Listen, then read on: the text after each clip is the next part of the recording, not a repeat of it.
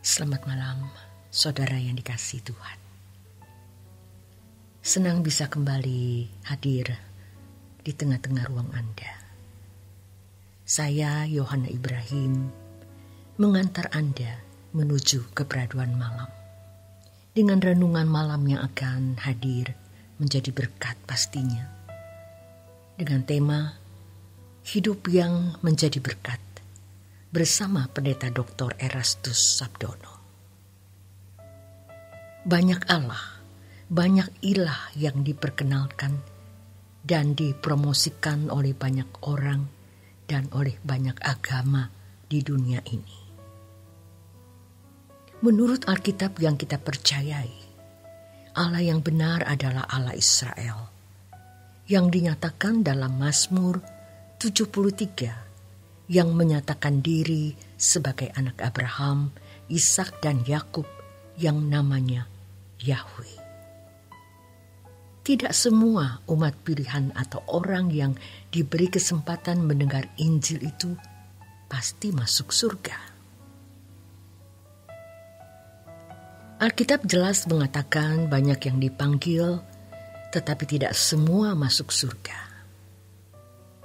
Ada orang-orang yang menyebut Yesus sebagai Tuhan, tetapi ditolak. Mengapa?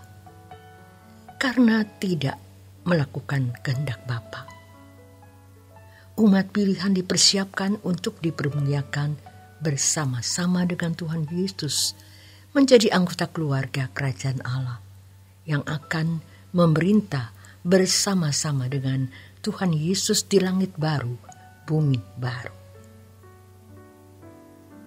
Karenanya, kita tidak bersama-sama dengan Tuhan Yesus di langit baru, bumi baru.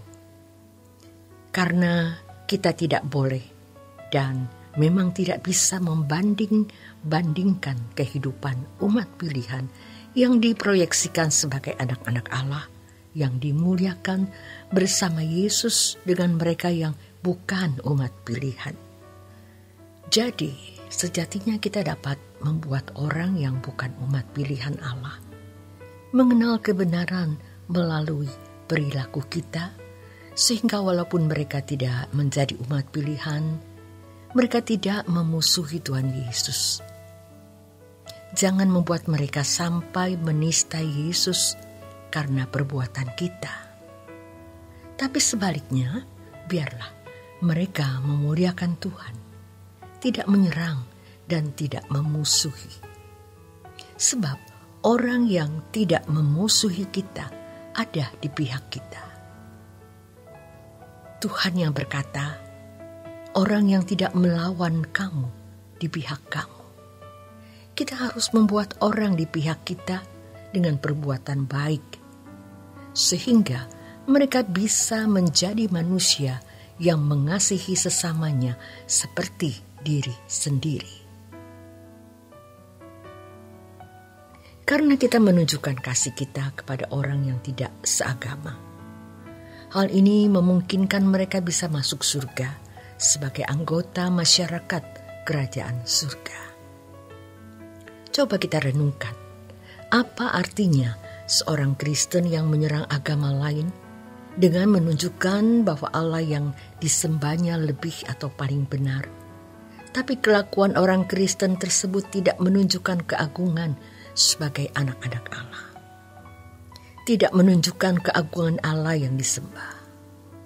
Mestinya hidup kita benar-benar menjadi khotbah dimanapun kita berada, agar kita dapat menjadi berkat di tengah-tengah masyarakat.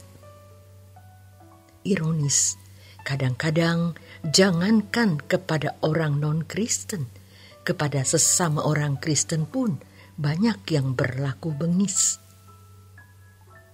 Di sini kita menemukan betapa jauh melesetnya banyak doktrin yang kelihatannya sudah final, baku dan benar, padahal tidak sesuai dengan ajaran Tuhan Yesus sendiri. Buktinya, banyak orang Kristen yang hidupnya wajar seperti anak dunia.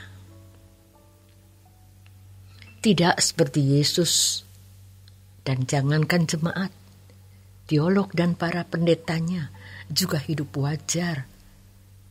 Sekarang kita sadar kita mau berubah dan kita mau bertobat. Banyak orang Kristen berusaha membela agama Kristen, tetapi tidak menempatkan diri sendiri secara proporsional dengan membangun perilaku yang kudus dan tidak bercela, murah hati kepada orang lain. Orang-orang seperti ini pada dasarnya hanya mau mempermalukan atau merusak nama baik kekristenan dengan kebengisannya, membela kekristenan dengan kata-kata yang kadang-kadang kurang pantas.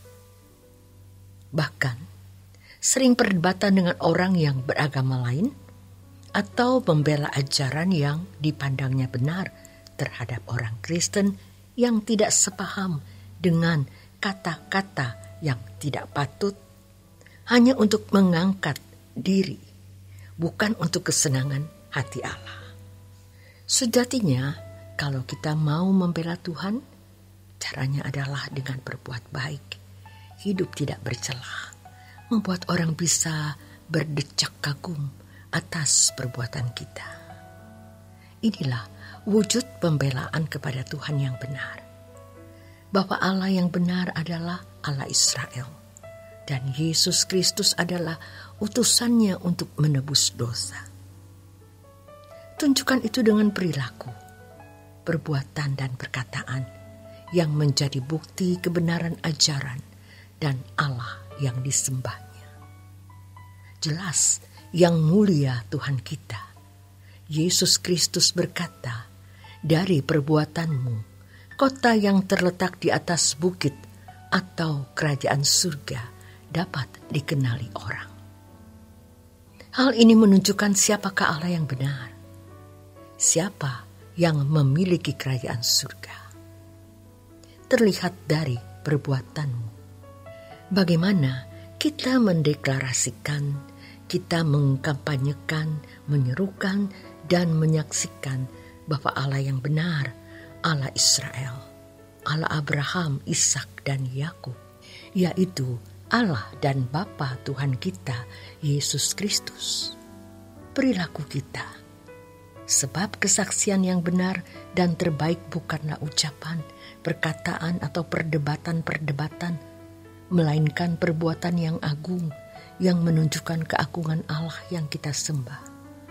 Itulah sebabnya Yesus berkata, bahwa kita harus sempurna seperti Bapa dan memiliki kebenaran yang melebihi kelakuan ahli Taurat dan orang Farisi. Orang Kristen yang kelakuannya tidak berkualitas bukan hanya tidak dapat menjadi saksi dan tidak dapat menjadi utusan, tapi akan ditolak Allah.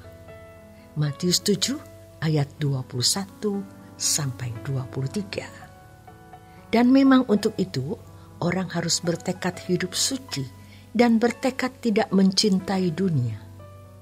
Walaupun dalam prosesnya perlu waktu, tapi komitmennya harus ada.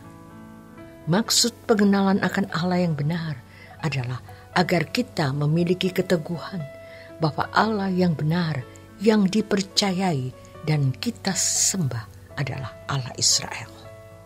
Dengan pengenalan yang benar, membuat orang percaya tidak akan menyangkal imannya. Mestinya hidup kita benar-benar menjadi khotbah dimanapun kita berada, agar kita dapat menjadi berkat di tengah-tengah masyarakat. Demikian renungan malam untuk malam hari ini. Selamat menikmati malam Anda bersama keluarga. Untuk beristirahat, Tuhan Yesus memberkati.